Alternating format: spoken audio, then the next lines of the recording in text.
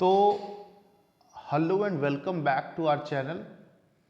आज हम लोगों का जो टॉपिक है बच्चों, वो बहुत ही इम्पोर्टेंट टॉपिक है।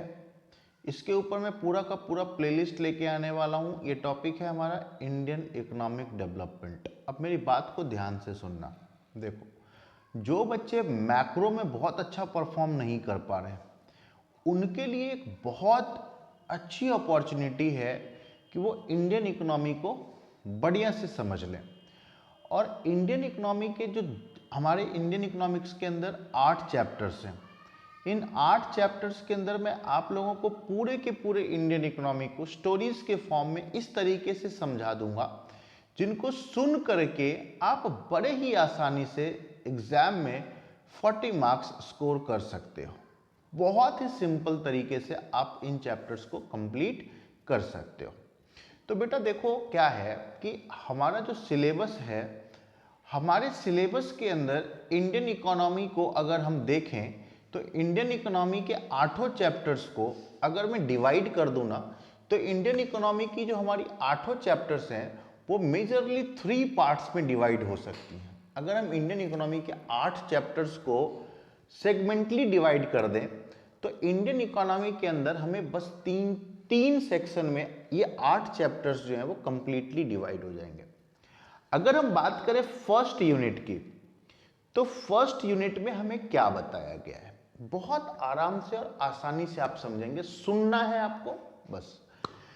तो फर्स्ट यूनिट में हमें बताया गया है कि इंडिया की इकोनॉमी ब्रिटिशर्स के आने से पहले कैसी थी, ब्रिटिशर्स के आने के बाद उसमें क्या चेंजेस हुए, और इतनी लड़ाइयां जो हमने ब्रिटिशर्स को भगाने के लिए किया, उन लड़ाइयों के बाद हमारे को जब आज़ादी मिल गई, इंडिपेंडेंस मिल गया, उसके बाद हमारी इकोनॉमी में क्या चेंजेस आए। फर्स्ट यूनिट यानी कि 1, 2 एंड 3 चैप्टर्स की अगर हम बात करें तो 1, 2 एंड 3 चैप्टर्स जो है वो हमें बताता है कि इंडिया की इकोनॉमी का स्ट्रक्चर कैसा था, है ना। इंडिया की इकोनॉमी का स्ट्रक्चर कैसा ब्रिटिशर्स के आने से पहले था, ब्रिटिशर्स के आने के बाद क्या चेंजेस आए, और जब ब्रिटिशर्स चले गए उसके बाद क्या चेंजेस आए। ठीक है। सेकंड पार्ट को अगर हम देखें इसका, तो सेकंड यूनिट जो है उसके अंदर प्रॉब्लम्स को डिस्कस किया गया है। जो हमारा सेकंड यूनिट है इसका, उसके अंदर इंडिया की इकोनॉमी में अब ब्रिटिशर्स तो चले गए, ब्रिटिशर्स के जाने के बाद आज भी हमारी इकोनॉमी में क्या है, बहुत सारी प्रॉब्लम्स है ना, बहुत सारी ऐसी समस्याएं हैं ना। तो हमारी इकोनॉमी के अंदर जो प्रॉब्लम्स हैं, उन प्रॉब्लम्स के बारे में डिस्कशन किया गया है सेकंड यूनिट के अंदर, जिसके तहत आपके चार चैप्टर्स आते हैं।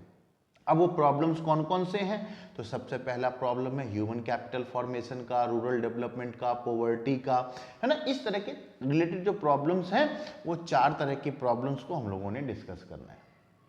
और इसका जो थर्ड यूनिट है उसमें हमने इंडिया की इकोनॉमी को कंपेयर किया है अपने नेबर कंट्रीज की इकोनॉमी के साथ।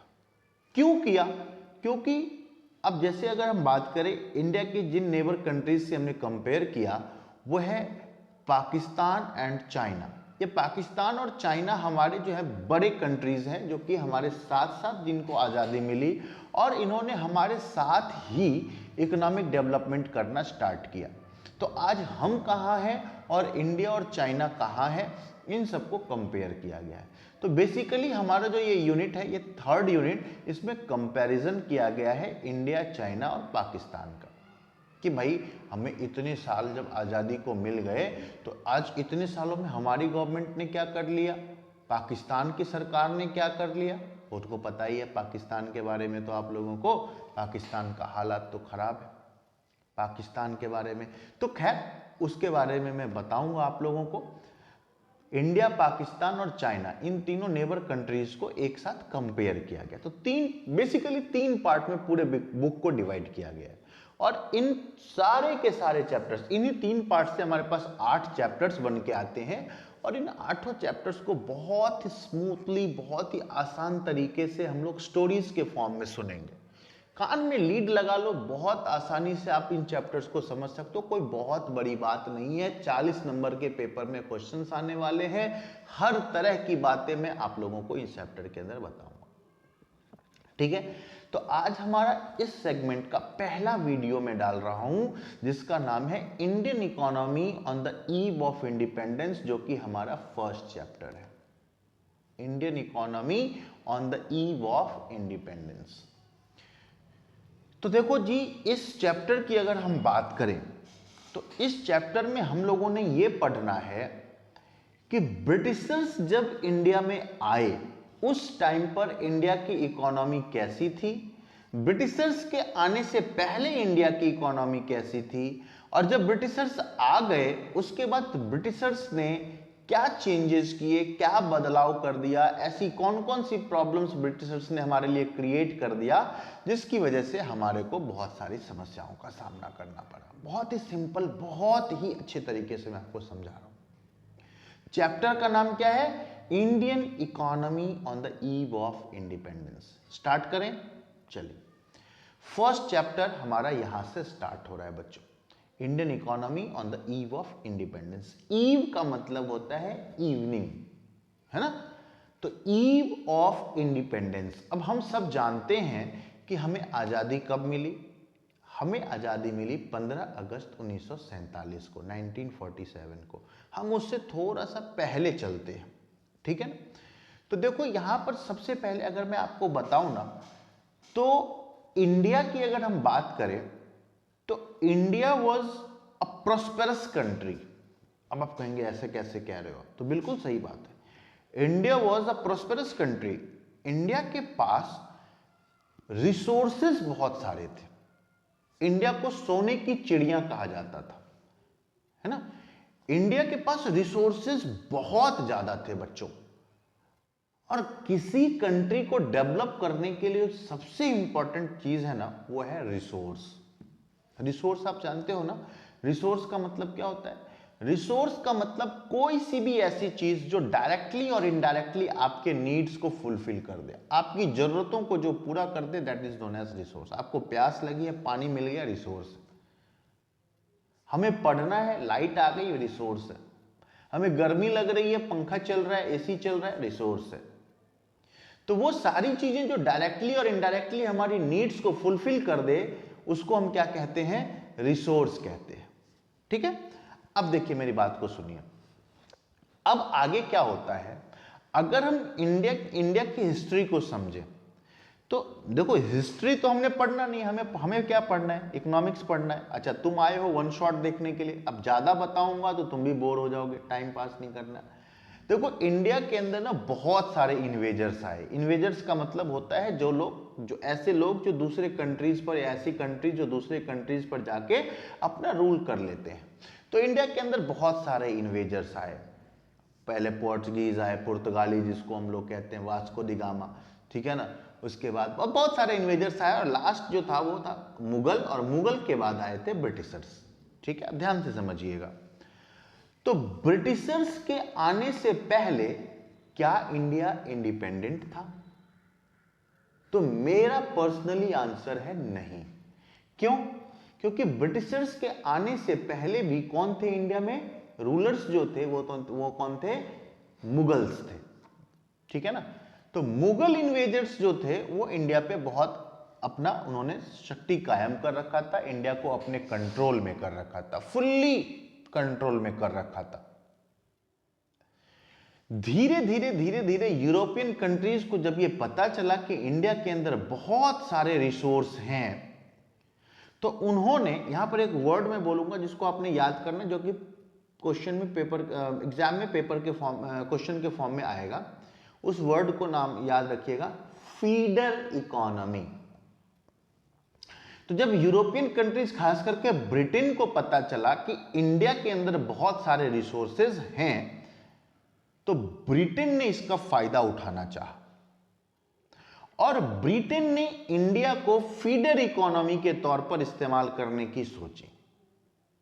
अच्छा, एक बात समझिए, ब्रिटेन ने चाहा, और क्या उसको वो इकोनॉमी इतनी आसानी से मिल जाती? नहीं। क्योंकि यहां पर ऑलरेडी एक दूसरा इन्वेजर जो कि मुगल थे उनका रूल चल रहा था। ठीक है, मुगल्स जो थे वो इंडिया में आके अपना राजपाट चला रहे थे, इंडिया के मोस्ट ऑफ द पार्ट्स को उन्होंने अपने कंट्रोल में कर रखा था। अब ऐसे में ब्रिटिशर्स ने क्या करना था, इंडिया में एंट्री लेनी थी। तो ब्रिटिशर्स ने की एक कंपनी थी जिसका नाम था ईस्ट इंडिया कंपनी। ठीक है, तो ईस्ट इंडिया कंपनी के बैनर के तले उन्होंने इंडिया में एंटर करने की सोची। अब एक बात समझो, एक खजाना है जो कि पहले मुझे मिला है, उस खजाने के बारे में मुझे पहले से पता है। अब तुम चाहते हो कि मैं भी उस खजाने का साझेदार बन जाऊं बहुत सालों के बाद, तो क्या मैं तुमको वहां तक पहुंचने दूंगा? क्या उस खजाने तक मैं तुम्हारे को किसी भी हालत में पहुंचने दूंगा? नहीं, मैं तुम्हें रोकूंगा ना। तो इसी तरीके से ब्रिटिशर्स ने जब इंडिया में आने की कोशिश करी तो मुगल्स ने उन्हें रोकने की कोशिश करी, और इसी दौरान ब्रिटिशर्स और मुगल्स के बीच एक लड़ाई हुई, एक वॉर हुआ जिसका नाम था, हिंदी में कहते हैं बैटल ऑफ पलासी, यानी कि पलासी का युद्ध, और इंग्लिश में पलासी को प्लेसी बोल देते हैं, तो बैटल ऑफ प्लेसी। ठीक है, this battle was fought in 1757। This battle was fought in 1757 between Britishers and Mughals. Mughal empire के जो डिफरेंट एम्परर्स थे, नवाब्स थे, उन्होंने ब्रिटिशर्स को इंडिया में आने के लिए रोका, और 1757 यानी कि 1757 में बैटल ऑफ प्लेसी के नाम से एक युद्ध हुई। प्लेसी जगह है, तो उस जगह पे ये वॉर हुआ था, इस वजह से इसको बैटल ऑफ प्लेसी कहते हैं। ईयर का नाम याद रखना है 1757, ईयर का नाम 1757। इस ईयर के अंदर ही ब्रिटिशर्स और मुगल्स के बीच लड़ाई हुई। दुर्भाग्यवश, मैं दुर्भाग्य क्यों कह रहा हूं, आप कहोगे सर मुगल्स भी तो हमारे लिए अच्छे नहीं थे। भाई मेरे को मुगल से कोई सिंपैथी नहीं है, लेकिन मुगल एम्परर जो थे वो हार गए और ब्रिटिशर्स की एंट्री हुई थ्रू बंगाल। बंगाल के नवाब को उन्होंने हराया, और बंगाल के नवाब को हरा करके उन्होंने पहले तो बंगाल के एक छोटे से गांव को खरीदा। धीरे धीरे उन्होंने पूरे के पूरे इंडिया को अपनी कंट्रोल में कर लिया। इवन कि उन्होंने मुगल्स को भी हरा के भगा दिया। यहां से मुगल्स भी भाग गए। भाग क्या गए, यहीं युद्ध में मारे गए, कई सारे वॉर्स हुए। इस सब हिस्ट्री का टॉपिक है, हमें नहीं पढ़ना। तो मारे गए, खत्म हो गए। फाइनली ब्रिटिशर्स इंडिया में आ गए। ठीक है, अब basic purpose of British rule, Britishers ने इतने सारे जंग को फतेह करके, इतने सारे युद्ध करके इंडिया में एंटर किया। भाई पागल तो थे नहीं वो, क्यों करना चाहते थे? तो मैंने आप लोगों को बताया ब्रिटिशर्स क्या चाहते थे कि इंडिया को एक फीडर इकोनॉमी के तौर पर इस्तेमाल करें। फीडर इकोनॉमी को अब ध्यान से समझिएगा, मैं फीडर इकोनॉमी समझा रहा हूं आप लोगों को। ब्रिटिशर्स इंडिया को फीडर इकोनॉमी के तौर पर यूज करना चाहते थे। फीडर इकोनॉमी का मतलब क्या था, समझिए।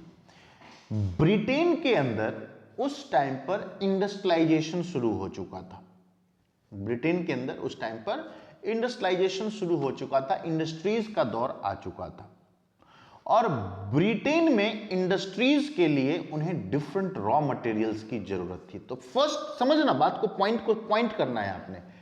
कान में लीड लगा लो, सुनते जाओ। एग्जाम सेंटर पे जा रहे हो, सुनते हुए चले जाओ, बिल्कुल इंडियन इकोनॉमी के चैप्टर में कोई प्रॉब्लम नहीं रहेगी। ठीक है, तो ब्रिटिशर्स ने क्या किया, इंडिया की जो इकोनॉमी थी उसको फीडर इकोनॉमी के तौर पर यूज किया। दैट मीन्स वो चाहते थे कि जिन प्रोडक्ट्स को बना रहे हैं ब्रिटेन के अंदर, उसके लिए जिन रॉ मटेरियल्स की हमें जरूरत है, वो रॉ मटेरियल्स हम इंडिया से लेके जाएं।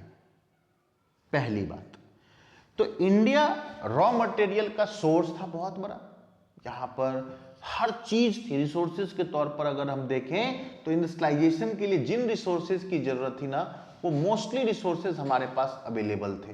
तो उन रिसोर्सेज को एक्सट्रैक्ट करके वो ब्रिटेन में ले जाना चाह रहे थे। और दूसरा एक और पर्पस था बेटा, वो क्या था, तो देखो, कोई भी सेलर हो, कोई भी प्रोड्यूसर हो, उसके पास दो प्रॉब्लम होती है। पहली बात कि रॉ मटेरियल कहाँ से आएगा।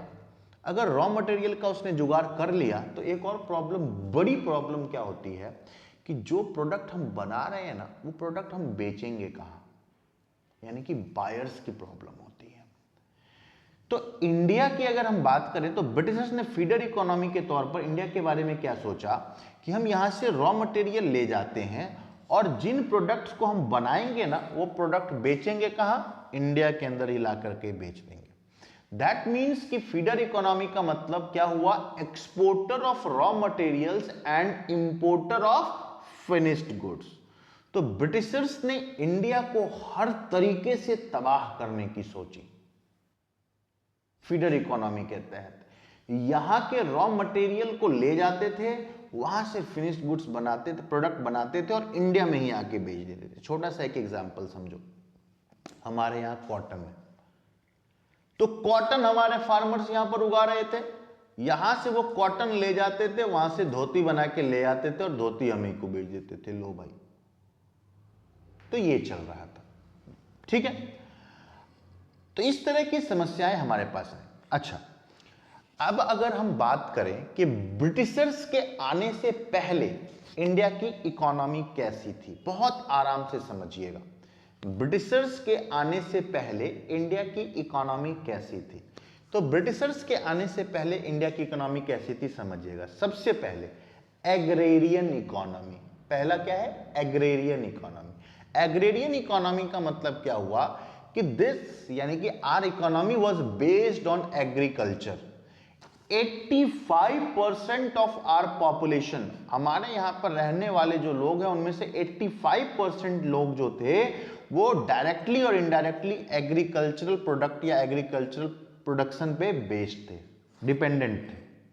पहला, जिसमें से 75% लोग तो डायरेक्टली डिपेंडेंट थे एग्रीकल्चर पे और 10% लोग इनडायरेक्टली डिपेंडेंट थे, यानी कि एग्रीकल्चरल प्रोडक्ट को बेचना, खरीदना, ये सब काम वो करते थे। दूसरा, सेल्फ रिलायंस। सेल्फ रिलायंस का मतलब क्या होता है समझो। आज के समय में तुम सेल्फ रिलायंस को बहुत अच्छे से समझ सकते हो। आज बहुत सारी ऐसी चीजें हम यूज करते हैं जो हमारे कंट्री में प्रोड्यूस नहीं हो पा रहे हैं, उन चीजों के लिए हमें दूसरे कंट्रीज पर डिपेंड होना पड़ता है। तो भैया पहले हमारी इकोनॉमी कैसी थी, सेल्फ रिलायंस। हमारी नीड बहुत ज्यादा नहीं थी, जिन चीजों की हमें जरूरत होती थी वो चीजें हम खुद ही उगाते थे, खुद ही कंज्यूम करते थे, हमें दुनिया से कोई लेना देना नहीं था, ठीक है ना। हम सेल्फ रिलायंस थे, हमारे यहाँ के फार्मर्स थे वो सेल्फ रिलायंट थे। हमें जिन चीजों की जरूरत होती थी, हमारी जरूरतें लिमिटेड हुआ करती थी, ये बात जरूर है। तो हमारी जरूरतें लिमिटेड थी और जिन चीजों की हमें जरूरत होती थी वो सारी की सारी चीजें हमें इंडिया से ही मिल जाती थी। तो दूसरी बातें होंगी, पहला सेल्फ रिलायंट, दूसरा एग्रेरियन इकोनॉमी। थर्ड जो है इंडियन इकोनॉमी की अगर कैरेक्टरिस्टिक्स की बात करें तो थर्ड जो इसकी कैरेक्टरिस्टिक्स थे बिफोर ब्रिटिशर्स, वो ये था प्रोस्पेरस इकोनॉमी। प्रोस्पेरस इकोनॉमी का मतलब होता है खुशहाल। प्रोस्पेरस का मतलब क्या होता है, खुशहाल। खुशहाल क्यों, तो भाई हम खुशहाल इसलिए थे क्योंकि यहाँ के जो फार्मर्स थे वो बहुत अच्छे तरीके से खेती बाड़ी करके, एग्रीकल्चरल एक्टिविटीज को परफॉर्म करके एक बहुत अच्छी लाइफ को परफॉर्म कर पा रहे थे, बहुत सुंदर तरीके से वो जी रहे थे, किसी तरह की कोई प्रॉब्लम नहीं आ रही थी। And last one is subsistence farming. Last one is subsistence farming. Subsistence farming का मतलब होता है उतना ही उगाओ जितनी की हमें जरूरत है। हमारे यहाँ के लोग इस मोटिव से काम कर रहे थे, सबसिस्टेंस फार्मिंग। हमें जिस चीज की जरूरत थी, मोस्टली फूड की जिन चीजों की हमें जरूरत हुआ करती थी वो चीजों को हम प्रोड्यूस कर लेते थे, हमें किसी तरह की कोई प्रॉब्लम नहीं आती थी। और and last one is well defined या well known handicraft sector. India की इकोनॉमी का एक बहुत हिस्सा, देखो मैंने तो वो क्या बताया कि 85% लगभग जो लोग थे वो हमारे यहाँ किस पे डिपेंडेंट थे, एग्रीकल्चर पे। लेकिन रेस्ट ऑफ द पीपल जो थे ना वो किस पर काम कर रहे थे, तो हैंडीक्राफ्ट सेक्टर के पास। आज भी इंडिया का जो हैंडीक्राफ्ट सेक्टर है वो बहुत ही ज्यादा डेवलप्ड है। पूरे वर्ल्ड में इंडियन इकोनॉमी की पहचान है। लेकिन ये तो अब जब हम आजादी हमें मिल गई, इंडिपेंडेंट हो गए, उसके बाद हमने कुछ ऐसे चेंजेस लाए अपनी पॉलिसीज के तहत जिसके बारे में हम आगे पढ़ेंगे, तो दोबारा से हमें पहचान मिली। लेकिन ब्रिटिशर्स के आने से पहले हमारा हैंडीक्राफ्ट सेक्टर बहुत अच्छा डेवलप था। पूरी दुनिया में हमारे हैंडीक्राफ्ट प्रोडक्ट्स की बहुत ज्यादा डिमांड थी। तो जब ब्रिटिशर्स आए तो ब्रिटिशर्स ने हमारे इन सारे के सारे सेक्टर्स पे क्या कर दिया, हमला कर दिया। एग्रीकल्चर सेक्टर पर भी, फॉरेन सेक्टर पर भी, है ना, सारे के सारे हमारे जो सेक्टर्स थे उन सारे, इंडस्ट्रियल सेक्टर पर भी, इन सब पे उन्होंने हमला किया। इन सब को उन्होंने अफेक्टेड किया। तो कैसे अफेक्ट किया, देखिए एक एक करके बात करते हैं। सबसे पहली बात कि ब्रिटिशर्स ने एग्रीकल्चर सेक्टर को क्या नुकसान पहुंचाया। ठीक है, तो देखिए ब्रिटिशर्स ने एग्रीकल्चरल सेक्टर को क्या नुकसान पहुंचाया, इसके बारे में मैं आप लोगों को अब बता रहा हूं। तो सबसे देखो ब्रिटिशर्स ने क्या किया, यहां पर लैंड सेटलमेंट सिस्टम लाया। ब्रिटिशर्स ने लैंड सेटलमेंट सिस्टम को इंट्रोड्यूस किया। Land settlement system was also known as zamindari system. Land settlement system को ही हम क्या कहते हैं, जमींदारी सिस्टम कहते हैं। डायरेक्ट क्वेश्चन आ सकता है 4 नंबर का लैंड सेटलमेंट सिस्टम से। तो जमींदारी सिस्टम इंट्रोड्यूस किया। अब क्या था ये समझिए। देखो इंडिया के बारे में अगर आपने बहुत सारी पुरानी मूवीज वगैरह में भी देखा होगा, तो इंडिया के अंदर क्या था, एक प्रॉब्लम थी। जो लैंड हुआ करते थे ना वो राजाओं के पास होते थे या जमींदारों के पास हुआ करते थे। And most of the farmers were landless, यानी कि ज्यादातर जो किसान होते थे हमारे यहाँ के वो लैंडलेस थे। ज्यादातर किसान हमारे यहाँ के लैंडलेस थे। और वो लैंडलेस फार्मर्स जो थे वो जमींदारों के लैंड पर फार्मिंग करते थे। ज्यादातर किसान हमारे यहाँ के जमींदारों के लैंड पर फार्मिंग करते थे। अब कैसे, तो बदले में अब जमींदारों के लैंड पर फार्मिंग कर रहे हैं, बदले में उसको रेंट दे रहे हैं और जो सरप्लस बच रहा है उससे अपना काम चला रहे हैं। तो ब्रिटिशर्स ने इस सिस्टम को देखा। उन्होंने कहा कि यार ये एक बहुत बड़ी समस्या है। इंडिया के जितने फार्मर्स हैं, छोटे छोटे स्मॉल एंड मार्जिनल फार्मर्स हैं, लैंडलेस फार्मर्स हैं, भाई उनसे हम टैक्स कैसे कलेक्ट करें। एक बड़ी समस्या आ गई सामने कि भाई इतने सारे फार्मर्स से हम टैक्स कैसे कलेक्ट करें। अच्छा छोटा सा एक एग्जांपल समझो। मान लो आप किसी नए एरिया में जाते हो, तो क्या आप वहां के सारे लोगों को पहचान पाओगे? नहीं पहचान पाओगे, दिक्कत होगी ना। तुरंत हमें आइडेंटिफाई करना है, सब लोगों को पहचानना, नहीं पहचान पाओगे। तो इसके लिए ब्रिटिशर्स ने एक आसान तरीका निकाला जिसका नाम था जमींदारी सिस्टम। जमींदारी सिस्टम के तहत ब्रिटिशर्स ने क्या किया, एक बहुत अच्छी मतलब अपने हिसाब से एक पॉलिसी निकाली जिसमें उन्होंने जमींदार से अपॉइंट कर दिया और जमींदार से उन्होंने सिंपली एक लाइन कह दिया। क्या? उन्होंने जमींदारों से कहा कि भाई जमींदार, तुम्हारे अंदर 1000, 2000, 5000 फार्मर्स आते हैं, मुझे उन फार्मर्स से कुछ भी लेना देना नहीं है। मुझे क्या चाहिए? फिक्स टैक्स चाहिए। चाहे फसल हो ना हो, तुम उनको मारो, तुम उन्हें माफ कर दो, तुम्हारी मर्जी है। हमें फार्मर्स, स्मॉल फार्मर्स से डायरेक्ट कांटेक्ट नहीं करना। स्मॉल फार्मर्स या लैंडलेस फार्मर्स जितने लैंड पर कल्टीवेशन कर रहे हैं ना, उन सारे के सारे लैंड्स पे हमें क्या चाहिए? टैक्स चाहिए। जिस टैक्स का नाम क्या था? लगान। आप लोगों ने आमिर खान जी की एक मूवी देखी होगी जिसका नाम क्या था? लगान। अगर नहीं देखी है तो देख लेना, कभी फ्री टाइम मिले तो वो मूवी भी देख लेना, बहुत अच्छी मूवी है। और उस मूवी को देखने के बाद ना आप इन चीजों पर थोड़ा और ज्यादा लिख सकते हो, ठीक है ना। तो जमींदारों को अपॉइंट किया गया and zamindars were said to pay taxes at fixed rate and also on the fixed date, यानी कि जमींदारों के लिए टैक्स का रेट भी फिक्स कर दिया गया और टैक्स का डेट भी फिक्स कर दिया गया। ठीक है, अब दो लोगों की मौज होगी। किनकी? तो पहले तो जमींदारों की, पहले तो ब्रिटिशर्स की और दूसरा जमींदारों की। ब्रिटिशर्स को अब किसानों से कोई टैक्स कलेक्ट करने की जरूरत नहीं थी। टैक्स का नाम याद रखेंगे, लगान।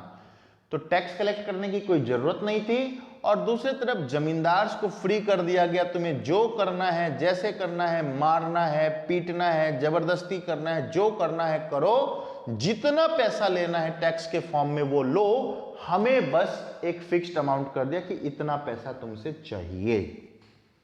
चाहे किसान का फसल हो ना हो, खराब हो जाए, बहुत अच्छा हो जाए, उससे हमें कोई लेना देना नहीं है।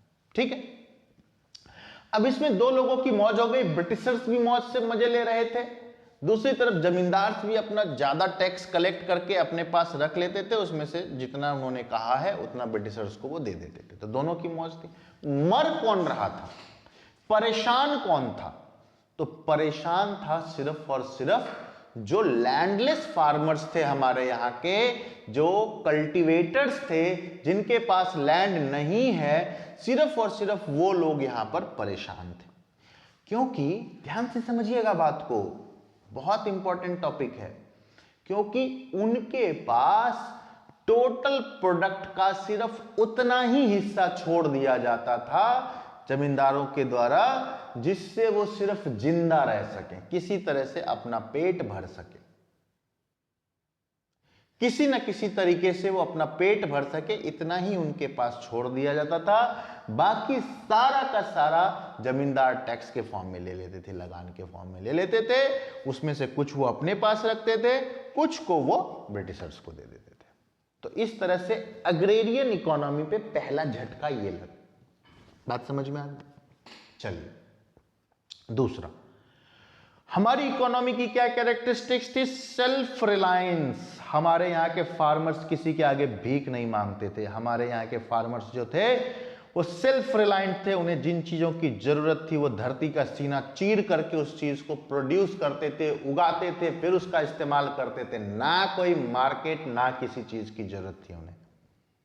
हमारे यहाँ के फार्मर्स बहुत अच्छे तरीके से अपना जीवन यापन कर रहे थे बच्चों, इसीलिए उसको सेल्फ रिलायंट कहा गया। लेकिन ब्रिटिशर्स ने इस पर भी हमला कर दिया।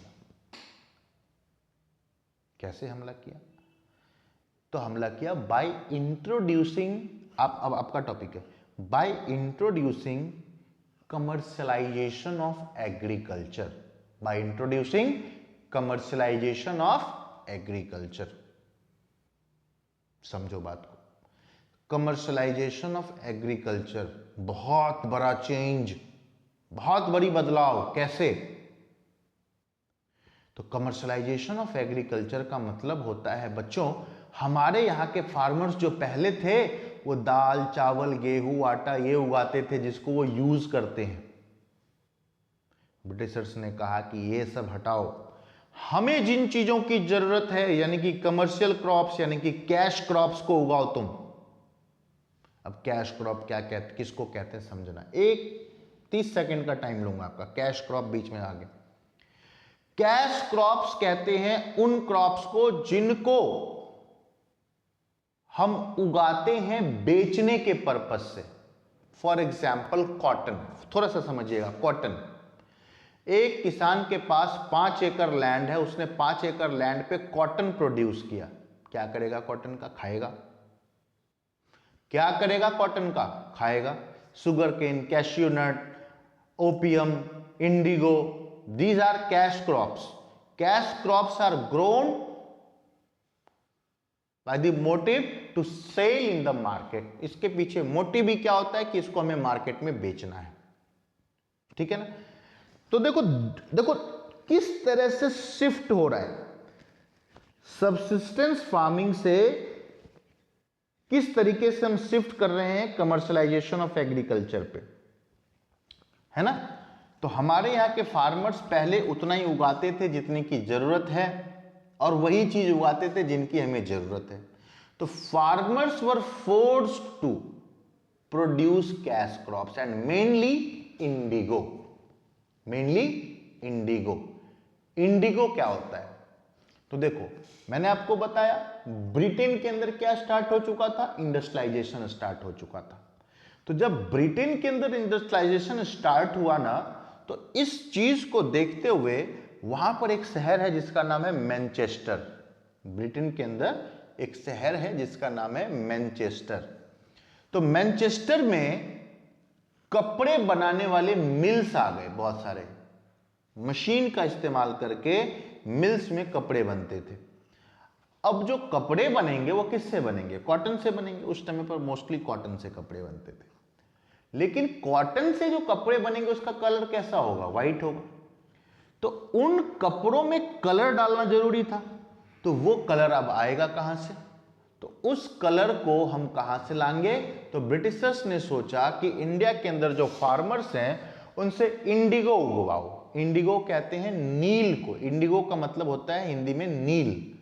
तुम स्कूल ड्रेस पहनते हो ना व्हाइट कलर की, उसमें मम्मा डालती होंगी उजाला सुप्रीम या किसी तरह का कोई नील, एक लिक्विड आता है जिसका 2-3 ड्रॉप अगर हम डाल देते हैं तो उसमें शाइनिंग आ जाती है। तो इंडस्ट्रियल लेवल पर इसकी बहुत ज्यादा क्वांटिटी की जरूरत थी ब्रिटिशर्स को, सो उन्होंने इंडिया के फार्मर्स को फोर्स्ड किया। किस चीज के लिए? इंडिगो फार्मिंग की। दूसरी तरफ और भी चीजें थी इसके अंदर। ओपियम भी था। ओपियम जानते हो ना, वही क्या, गांजा, नशा होता है।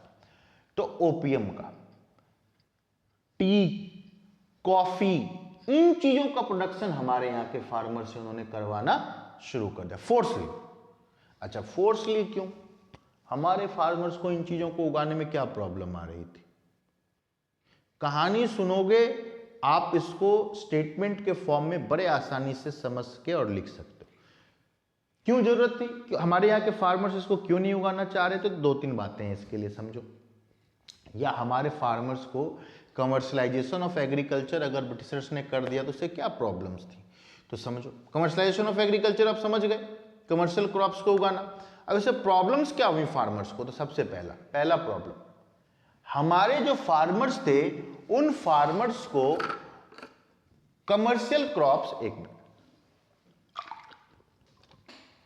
जैसे कि indigo, opium, tea, coffee, rubber, इन चीजों के प्रोडक्शन करने से सबसे बड़ी प्रॉब्लम ये थी कि हमारे फार्मर्स के जो सॉइल्स थे उन सॉइल की फर्टिलिटी क्या हो रही थी, इससे कम होती जा रही थी।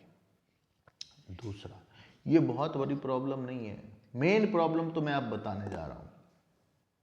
तुमने क्लास 11th में पढ़ा एक चैप्टर जिसका नाम था फॉर्म्स ऑफ मार्केट, जिसमें आपने एक टॉपिक पढ़ा होगा मोनोपोली।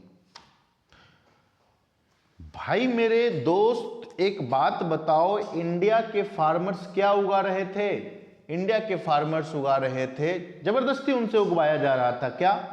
तो इंडिया के फार्मर्स से उगवाया जा रहा था ओपियम, इंडिया के फार्मर्स से उगवाया जा रहा था इंडिगो, इंडिया के फार्मर्स से उगवाया जा रहा था टी, इंडिया के फार्मर्स से रबर। तो इससे प्रॉब्लम ये थी बच्चों कि इन चीजों की डिमांड इंडिया में तो थी ही नहीं, इंडिया के लोगों को तो ये चीजें चाहिए ही नहीं थे। तो इन चीजों का खरीदार कौन है? ये जो प्रोडक्ट प्रोड्यूस, एक तो फोर्सली आप प्रोड्यूस करवा रहे हो, और दूसरा जो भी आपने प्रोड्यूस करवाया उन प्रोडक्ट को खरीदने वाला कौन है? तो उन प्रोडक्ट को खरीदने वाला भी सिर्फ और सिर्फ एक ही पर्सन था। वो कौन थे? ब्रिटिशर्स थे। उन प्रोडक्ट को खरीदने वाला भी ब्रिटिशर्स ही थे, और दूसरा कोई था नहीं। तो जब बहुत सारे बेचने वाले हों और एक बायर हो तो उसको हम क्या कहते हैं? वो भी क्या हो गया? मोनोपोली हो गई। अब मान लो कि बहुत सारे फार्मर्स हैं जिन्होंने इंडिगो जबरदस्ती उन्होंने उगवाया और उन्होंने उगा लिया, इंडिगो तैयार हो गया। लेकिन अब प्रॉब्लम ये आ रही है कि उस इंडिगो को खरीदने वाला एक ही बंदा है, वो है ब्रिटिशर्स। यही प्रॉब्लम आ गई। तुम्हारे दिमाग में कुछ बात आई? क्या प्रॉब्लम है? बेचने वाले तो बहुत सारे, लेकिन खरीदने वाला सिर्फ और सिर्फ ब्रिटिशर्स है। दूसरे को वो इंडिया में एंटर नहीं करने दे रहा है, पूरे इंडिया पे कंट्रोल उसका है। तो प्राइस भी कौन तय करेगा? जब बहुत सारे बेचने वाले हैं, खरीदने वाला एक है, तो प्राइस कौन तय करेगा? रेट कौन डिसाइड करेगा प्रोडक्ट का? उस टाइम पर जब बहुत सारे बेचने वाले होते हैं और खरीदने वाला एक होता है, तो ऐसे में रेट भी खरीदने वाला ही डिसाइड करता है मेरे प्यारे बच्चों। तो यहां के फार्मर्स को इस समस्याओं का सामना करना पड़ा। जबरदस्ती आपने उनसे इंडिगो फार्मिंग करवा दी और उनके प्रोडक्ट के रेट को भी खुद डिसाइड कर रहे हो कि मैं तुमसे इस रेट पे खरीदूंगा। और वो रेट कैसा? वो रेट कैसा? तो जिसमें बहुत कम बचत हो रही है, ना के बराबर बचत हो रही है।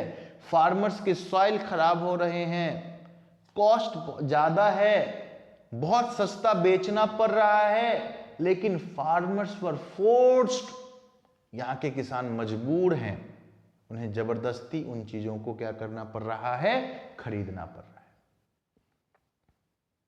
तो कमर्शलाइजेशन ऑफ एग्रीकल्चर जब स्टार्ट किया गया तो ये प्रॉब्लम इंडिया के फार्मर्स को सामना करना पड़ा। इसी से कहीं ना कहीं सेल्फ रिलायंस पर भी असर पड़ा। इंडिया के फार्मर्स पहले कैसे थे? सेल्फ रिलायंस, उन्हें किसी के पास जाने की जरूरत नहीं थी, वो अपने घर के राजा हुआ करते थे, क्योंकि अनाज पानी जिन चीजों की जरूरत थी वो खूब उगाते थे और बढ़िया से खाते थे, सबसिस्टेंस फार्मिंग करते थे। लेकिन जब भैया लैंड हमारे पास लिमिटेड है और ब्रिटिशर्स हमें डंडा मार के कह रहे हैं कि भाई इस लैंड पर तुम इंडिगो उगाओ। पहले हम इस लैंड पे चावल दाल गेहूं आटा फल सब्जियां उगाते थे जिसको हम खाते थे, हमें किसी चीज को खरीदने की जरूरत नहीं पड़ती थी। अब इंडिगो फार्मिंग शुरू कर दिया इसी लैंड पे, अब हमें क्या करना पड़ रहा है? तो वही प्रोडक्ट हमें खरीद के खाना पड़ रहा है जिस चीज को हम पहले उगाते थे। यानी कि सेल्फ रिलायंस पर क्या पड़ा? इससे इंपैक्ट पड़ा। बात समझ में आई या नहीं आपको? सेल्फ रिलायंस जब हम थे तो हमें फूड के लिए किसी के ऊपर डिपेंड नहीं होना पड़ता था। आज हमारे पास फूड की शॉर्टेज हो गई। फूड की शॉर्टेज होने की वजह से क्या हुआ कि अब हमें भाई कैश क्रॉप तो हम लैंड तो हमारे पास यही है ना, तो लैंड तो हमने उगा लिया, लेकिन फूड के लिए हमें क्या करना पड़ता था? दूसरे ऊपर डिपेंड होना पड़ता था। तो सेल्फ रिलायंस पर भी कहीं ना कहीं इसका असर पड़ा। ठीक है, तो एग्रीकल्चरल सेक्टर को आपने देख लिया किस तरीके से नुकसान हुआ। हमारे एग्रीकल्चरल सेक्टर की जो कैरेक्टरिस्टिक्स थी, चारों पांचों कैरेक्टरिस्टिक्स, उन सारे के सारे कैरेक्टरिस्टिक्स पर उन्होंने अटैक किया। उसके बाद हम आते हैं foreign sector, sorry industrial sector. अब देखो, मैंने आपको क्या बताया कि इंडिया के अंदर इंडस्ट्रियल सेक्टर बहुत ज़्यादा डेवलप तो नहीं था, ये बात तो माननी पड़ेगी। लेकिन इंडिया का जो इंडस्ट्रियल सेक्टर की अगर हम बात करें तो मेनली यहाँ का जो हैंडीक्राफ्ट सेक्टर था वो बहुत ही ज़्यादा डेवलप था। बहुत ज़्यादा डेवलप होने का मतलब क्या है? तो बहुत ज़्यादा डेवलप होने का मतलब बच्चों ये है कि इंडिया का जो एग्रीकल्चर प्रोडक्ट है ना वो पूरी दुनिया में बहुत ज़्यादा फेमस था, खास करके यूरोपियन मार्केट में इंडिया के एग्रीकल्चरल सेक्टर की बहुत ज़्यादा डिमांड थी। ब्रिटिशर्स ने इस चीज़ को नोटिस कर लिया, उन्होंने इस चीज़ को देख लिया और उन्होंने समझा कि अब इस इंडस्ट्रियल सेक्टर यानी कि हैंडीक्राफ्ट सेक्टर को हम कैसे यूटिलाइज करें। तो उन्होंने इसके लिए क्या किया समझो। देखो किस तरीके से यहाँ के हैंडीक्राफ्ट सेक्टर को उन्होंने बर्बाद किया। देखो सुनो, सबसे पहले इसके लिए उन्होंने क्या किया, तो हमारे यहाँ की जो हैंडीक्राफ्ट सेक्टर थी ना वो खास करके गुजरात और राजस्थान, ये दो स्टेट्स थे जहां पर हैंडीक्राफ्ट का काम बहुत ज्यादा किया जाता था। तो उन्होंने, अच्छा हैंडीक्राफ्ट में सारा काम किससे होता है? हैंडीक्राफ्ट नाम ही क्या है इसका, हैंडीक्राफ्ट। तो सारा काम किससे किया जाएगा? हाथ से किया जाएगा। तो ब्रिटिशर्स ने इसके लिए क्या किया, जिन प्रोडक्ट्स को हम हाथ से बनाते थे उन प्रोडक्ट को उन्होंने ब्रिटेन के अंदर मशीन से बनाना प्रोड्यूस शुरू कर दिया। पहली बात। अब एक बात बताओ, अगर मैं किसी भी चीज को, मान लो ये कि बुक है, इस पे जो लिखा हुआ है, अगर मैं इसको हाथ से लिखूं तो इसकी फिनिशिंग भी कम आएगी और इसमें टाइम भी ज्यादा लगेगा। लेकिन यही काम अगर मशीन से किया जाए तो इसकी फिनिशिंग भी अच्छी आएगी और इसमें टाइम भी कम लगेगा, इसका कॉस्ट भी कम लगेगा। ठीक है ना। तो ब्रिटिशर्स ने क्या किया, उन्हीं सारे प्रोडक्ट्स को मशीन से बनाना स्टार्ट कर दिया। मशीन से जब उन्होंने प्रोडक्ट को बनाना स्टार्ट किया तो अब हमारे लिए एक कॉम्पिटिटर नया आ गया। वो खुद ही कौन था, ब्रिटिशर्स का प्रोडक्ट। वो उन प्रोडक्ट को मशीन से बनाते थे, मशीन से बनाने की वजह से उनका कॉस्ट कम आता था, उनकी क्वालिटी कहीं ना कहीं फिनिशिंग अच्छी आ रही थी, उनका कॉस्ट कम हो जाता था। अगर सेम प्रोडक्ट को हमने हैंडीक्राफ्ट से बनाया तो मान लो वो 100 रुपए में बन के तैयार हुआ है और उसी प्रोडक्ट को उन्होंने 10 रुपए में तैयार करना शुरू कर दिया। इतने पे भी उनको संतुष्टि नहीं मिली मेरे प्यारे बच्चों।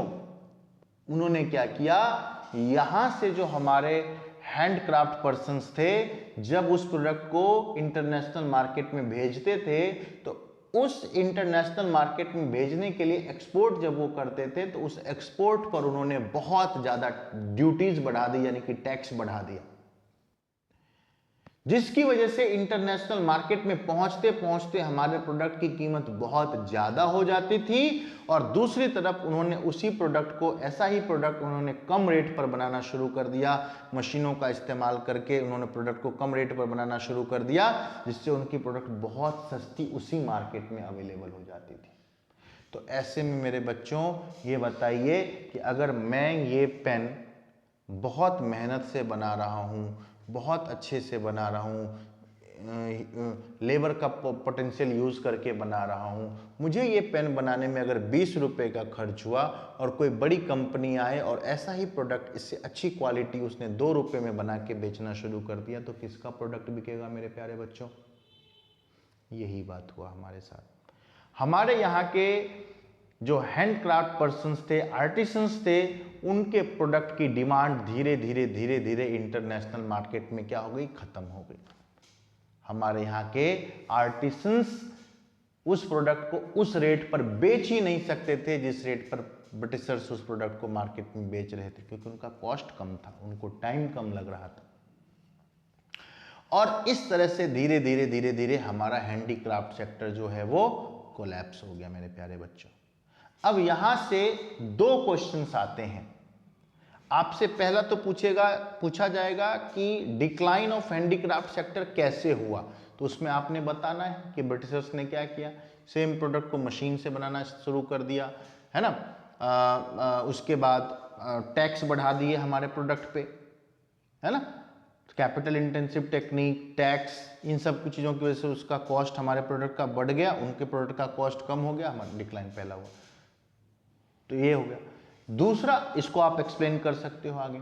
दूसरा, इसमें एक और प्रॉब्लम आ गई, इससे एक और क्वेश्चन आता है कि जब हमारा हैंडीक्राफ्ट सेक्टर डिक्लाइन हुआ, उस डिक्लाइन का क्या इंपैक्ट पड़ा इंडिया की इकोनॉमी का, इंडिया की इकोनॉमी पर। समझिएगा बात को, हमारे हैंडीक्राफ्ट सेक्टर के डिक्लाइन होने से इंडियन इकोनॉमी पर उसका क्या इंपैक्ट पड़ा। तो हमारी हैंडीक्राफ्ट सेक्टर डिक्लाइन होने से इंडियन इकोनॉमी का इसका क्या इंपैक्ट पड़ा, ये सुनिए। ये क्वेश्चन आता है, यहां से सुनिएगा बातों को। इसका ये इंपैक्ट पड़ा कि जो आर्टिसंस थे वो क्या हो गए, अब बेरोजगार हो गए, उनके पास अब कोई काम धंधा बचा नहीं। धीरे धीरे जो हमारा हैंडीक्राफ्ट खत्म हो चुका था, तो वो लोग अब क्या करेंगे, रोटी तो सबको चाहिए। तो वो लोग कहाँ शिफ्ट हो गए, एग्रीकल्चर पर शिफ्ट हो गए, जिसकी वजह से एग्रीकल्चरल सेक्टर पे अनएम्प्लॉयमेंट का जो बर्डन था वो और ज्यादा बढ़ गया। पहले से वहां पर जरूरत से ज्यादा लोग काम कर रहे थे, और ये लोग जो हैंडीक्राफ्ट में पहले बिजी थे, उनका सेक्टर कोलैप्स होने की वजह से वो लोग भी धीरे धीरे धीरे धीरे किस पर शिफ्ट हो गए, एग्रीकल्चर पर शिफ्ट हो गए, जिसकी वजह से एग्रीकल्चरल सेक्टर को भी नुकसान कहीं ना कहीं पहुंचा। आप समझ गए होंगे इंडस्ट्रियल सेक्टर में क्या नुकसान पहुंचा। थर्ड है हमारा फॉरेन सेक्टर। फॉरेन सेक्टर पर उन्होंने क्या इंपैक्ट किया, तो मैंने स्टार्टिंग में ही आपको बता दिया था कि फॉरेन सेक्टर में अगर हम देखें तो पहले हम क्या थे, एक्सपोर्टर थे। अब हम किस में कन्वर्ट हो चुके हैं, तो exporter of raw material and importer of finish goods. यानी कि ब्रिटिशर्स के आने से पहले की अगर हम बात देखें तो हम कुछ ना कुछ बेचते थे बाहर के कंट्रीज को, लेकिन ब्रिटिशर्स के आने के बाद ऐसा स्ट्रक्चरल चेंज हुआ इंडियन इकोनॉमी के फॉरेन सेक्टर पे कि हम रॉ मटेरियल को तो एक्सपोर्ट करते थे, लेकिन फिनिश गुड्स को हमें क्या करना पड़ता था, इंपोर्ट करना पड़ता था, जो कि हमारे इकोनॉमी के लिए अच्छा कहीं ना कहीं कुछ कहीं से भी नहीं था। तो इस तरह से ब्रिटिशर्स ने हमारे एग्रीकल्चरल सेक्टर को, हमारे इंडस्ट्रियल सेक्टर यानी कि हैंडीक्राफ्ट सेक्टर को, इंडस्ट्रियल सेक्टर में अभी हम सिर्फ हैंडीक्राफ्ट सेक्टर को ले रहे हैं क्योंकि उस टाइम पर बाकी इंडस्ट्रीज हमारे यहाँ पर डेवलप नहीं थे, और साथ साथ हमारे फॉरेन सेक्टर यानी कि इंपोर्ट एक्सपोर्ट को भी इन्होंने क्या कर दिया, कई तरह से अफेक्ट कर दिया।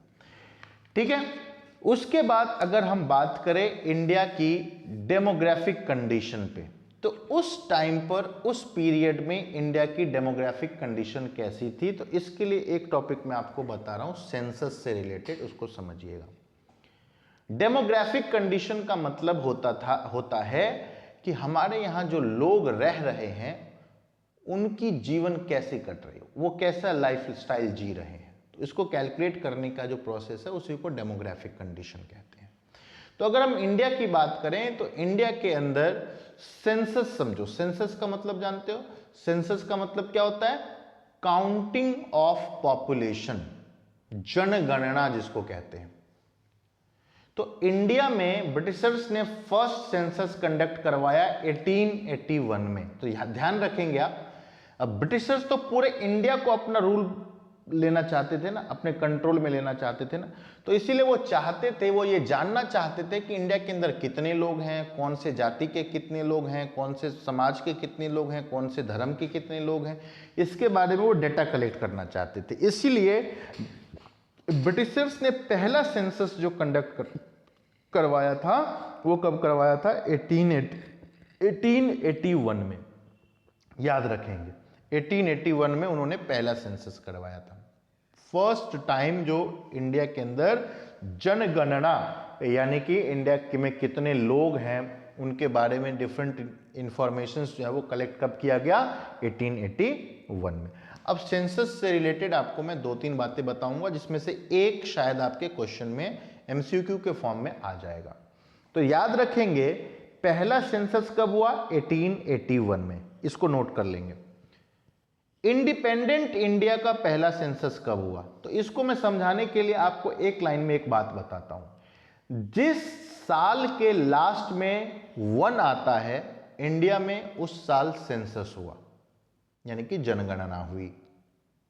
जिस भी साल के लास्ट में 1 आता, जैसे 2011, 1991 है ना, 2001, इन सब के लास्ट में क्या आ रहा है, 1 आ रहा है। तो जिन ईयर के लास्ट में 1 आता है उस ईयर में क्या होता है, इंडिया में सेंसस होता है। ठीक है ना। तो इंडिया की अगर हम बात करें तो पहला सेंसस हुआ 1881 में। उसके बाद इंडिपेंडेंट इंडिया का पहला सेंसस कब हुआ, तो इंडिपेंडेंट इंडिया की आजादी कब मिली, 1947 में। और उसके बाद कौन सा ऐसा साल है जिसके लास्ट में 1 आता है, तो 51। तो 1951 में इंडिपेंडेंट इंडिया का पहला सेंसस हुआ। ठीक है ना। उसके बाद लास्ट सेंसस कब हुआ था, तो लास्ट सेंसस हुआ था बच्चों 2011 में। 2021 में भी 11 सेंसस हमारे यहां पर होना था, लेकिन कुछ कारण थे, आपको पता है, वो कोविड आ गया था जिसकी वजह से इंडिया में सेंसस नहीं हो पाया। तो लास्ट सेंसस जो अभी हमारा है वो 2011 का चल रहा है। ठीक है। तो ये हो गए इंडिया की डेमोग्राफिक कंडीशन की बात। यहां पर कैपिटा इनकम बहुत स्लो था, बर्थ रेट बहुत ज्यादा था, डेथ रेट बहुत ज्यादा था। ठीक है ना। सेक्स रेशियो की अगर हम बात करें तो बहुत ज्यादा डिफरेंस चल रहा था सेक्स रेशियोज के अंदर। लिटरेसी रेट बिल्कुल कम था, यहां पर लोग पढ़े लिखे बहुत कम लोग थे, है ना। तो डेमोग्राफी हमारा इस तरीके से चल रहा था। तो इस तरीके से हमने इस चैप्टर में यह पढ़ा कि भाई किस तरीके से ब्रिटिशर्स ने हमारी इकोनॉमी को तबाह कर दिया। ठीक है। अच्छा, इतना ही नहीं, यहां पे एक और समझो, एक टॉपिक आता है इसके अंदर, स्वेज कैनल। स्वेज कैनल,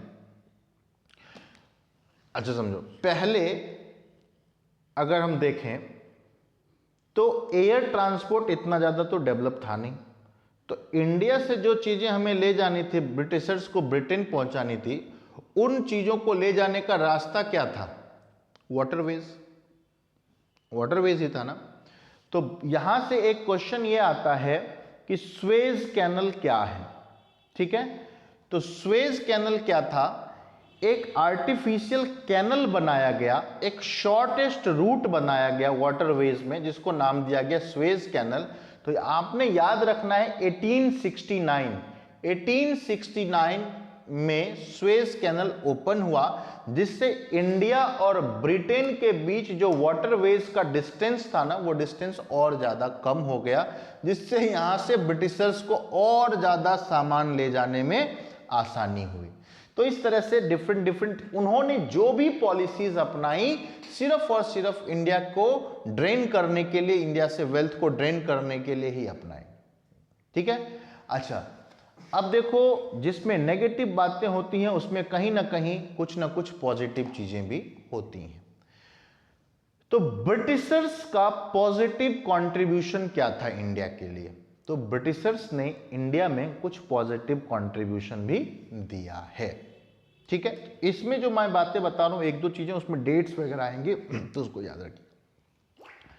सबसे पहले अगर हम बात करें तो रेलवेज, आज ट्रेन का बहुत बड़ा नेटवर्क है, लार्जेस्ट नेटवर्क है, one of the largest network in the world, पूरे दुनिया में इंडिया में सबसे बड़ा नेटवर्क है रेलवेज का। लेकिन इस रेलवे को इंट्रोड्यूस ब्रिटिशर्स ने ही किया था। तो यहां से भी आपसे क्वेश्चन आएगा, पहली ट्रेन जो चलाई गई थी वो कहां से कहां तक चलाई गई थी? मुंबई टू ठाणे, मुंबई टू ठाणे, याद रखेंगे। First train Mumbai to Thane. Railway was introduced in India by the Britishers in 1853। कौन से ईयर में रेलवे को इंट्रोड्यूस किया गया? 1853 में ब्रिटिशर्स ने रेलवे को इंट्रोड्यूस किया। ठीक है। अच्छा, रोड नेटवर्क को भी उन्होंने बढ़ाया। ठीक है ना। अगर हम बात करें रोड्स की, तो रोड्स का जो नेटवर्क था उसको भी ब्रिटिशर्स ने काफी ज्यादा आगे बढ़ाया। बहुत सारे रोड्स ब्रिटिशर्स ने बढ़ाया, इंडिया में बनाए। तीसरा था एयर एंड वाटर ट्रांसपोर्ट को भी ब्रिटिशर्स ने डेवलप किया। हम पढ़ रहे हैं ब्रिटिशर्स ने इंडिया में पॉजिटिव क्या किया, नेगेटिव तो बहुत सारी चीजें कर दी, सारी चीजें यहां से लेके चले गए, लेकिन पॉजिटिव कंट्रीब्यूशन क्या था? तो पहले मैंने आपको बताया रेलवे 1853 में बना दिया उन्होंने, मुंबई टू ठाणे, उसके बाद उसको हमने आगे डेवलप किया।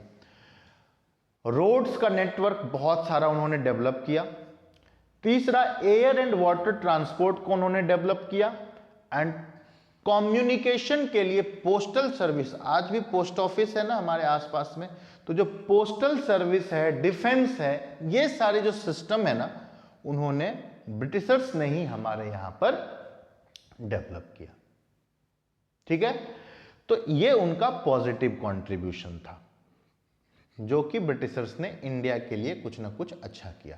लेकिन इसमें एक बात समझिएगा, ये जितने भी कॉन्ट्रीब्यूशंस आपने पॉजिटिव कंट्रीब्यूशन में पढ़े, जैसे कि रेलवे हो, रोड्स हो, कम्युनिकेशन के लिए पोस्ट ऑफिस हो गया, डिफेंस हो गया, ये सारे के सारे उन्होंने हम इंडियंस के लिए नहीं बनाए थे। उन्होंने इन चीजों को अपने लिए डेवलप किया था, लेकिन जब वो चले गए इंडिया से, प्राइमरी मोटिव उनका क्या था? जैसे रोड है, तो क्या वो गांव के सड़कों को बना रहे थे? नहीं, वो सिर्फ उन रूट्स के लिए सड़कें बना रहे थे जिनसे वहां उनके आर्मी, उनके रॉ मटेरियल्स ट्रांसपोर्ट किए जाते थे, उन रोड्स को वो बना रहे थे। रेलवेज क्या उन्होंने हमारे लिए बनाया? नहीं, रेलवे भी उन्होंने अपने लिए बनाए ताकि पोर्ट तक वो पहुंच सकें। कम्युनिकेशन उन्होंने क्या हमारे लिए डेवलप किए? नहीं, उन्होंने कम्युनिकेशन भी किसके लिए डेवलप किए? भाई ब्रिटिशर्स अब पूरे इंडिया में फैल चुके थे, तो एक जगह से दूसरे जगह उन्हें मैसेजेस जो है वो भेजने होते थे, जिसके लिए उन्हें पोस्ट ऑफिसेस वगैरह यानी कि कम्युनिकेशन को डेवलप किया इंडिया के अंदर। डिफेंस उन्होंने अपने लिए डेवलप किया ताकि इंडियंस पे उनका कंट्रोल बना रहे। तो पॉजिटिव कंट्रीब्यूशन उनका जरूर है, लेकिन उन पॉजिटिव कंट्रीब्यूशंस के पीछे भी उनका मोटिव क्या था? तो उनका एक ही मोटिव था कि जिन चीजों से उन्हें फायदा हो या जो चीजें उनकी जरूरत की थी, उन चीजों को ही उन्होंने डेवलप किया। खैर, उनके जाने के बाद उनके द्वारा डेवलप की गई चीजों को ही हमने और आगे बढ़ाया और आज हम उन चीजों का इस्तेमाल कर रहे हैं। एंड फाइनली 15 अगस्त 1947 का दिन आया और हमें ब्रिटिशर्स से आज़ादी मिली। ब्रिटिशर्स इंडिया में लगभग 200 साल तक रहे। 1757 में बताया था मैंने आपको, वो आए थे और इस तरह से धीरे धीरे 15 अगस्त 1947 को बहुत सारे युद्ध, लड़ाइयाँ जो कि आप पढ़ते आ रहे हो, ये सब हिस्ट्री का टॉपिक है तो मैं यहाँ डिस्कस नहीं करूँगा। इन सब लड़ाइयों के बाद कई सारे युद्ध हुए, कई सारे वॉरियर्स मारे गए, दोनों तरफ से कई सारे युद्ध हुए। इन सब के बाद फाइनली 15 अगस्त 1947 को ब्रिटिशर्स 200 साल तक इंडिया में रहने के बाद इंडिया से वापस चले गए और हम एक इंडिपेंडेंट कंट्री के तौर पर उभर के आए। तो ये हमारा फर्स्ट चैप्टर था मेरे प्यारे बच्चों, Indian economy at the eve of independence. ठीक है, अब इसी में हम लोग नेक्स्ट चैप्टर पे चर्चा करेंगे। आप प्लेलिस्ट पर बने रहिएगा, आपको सारी वीडियोस मिलेंगी स्टोरीज के फॉर्म में। आराम से आपने कान में लीड लगा के इसको सुनना है और सारे आंसर्स आप बहुत आसानी से दे सकते हैं। बहुत बहुत धन्यवाद, बहुत बहुत शुक्रिया।